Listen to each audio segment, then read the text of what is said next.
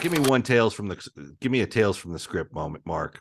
Give me a moment where you're like, this is what it's about. This is Hollywood. Oh gosh. Okay. Everybody was on that show too.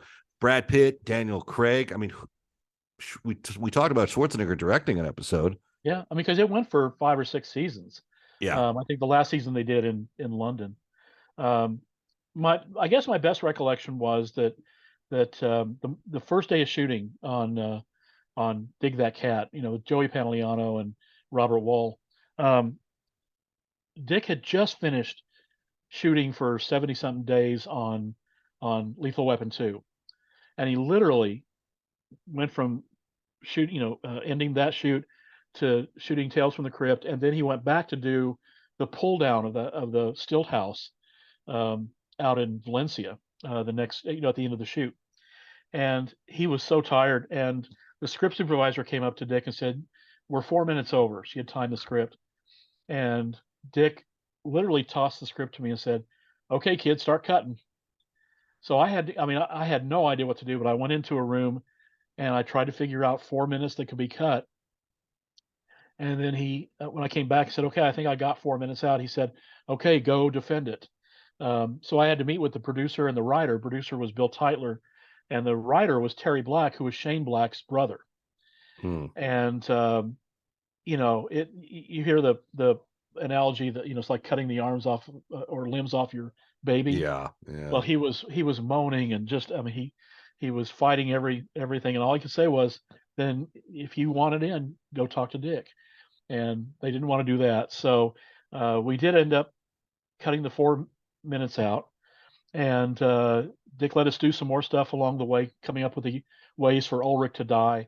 But my vindication was that the next year at the Cable Ace Awards, which was what HBO, the cable networks, their awards show before they joined the Emmys, Terry Black won for that script.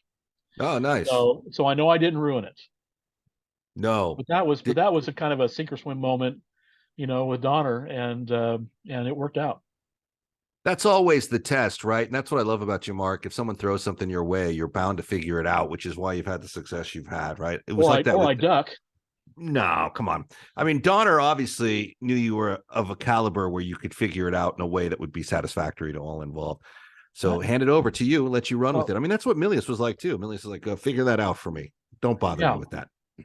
Yeah, I mean, he if he had an inkling that he could trust you, he would, they would do it. And but it was on us to make it work.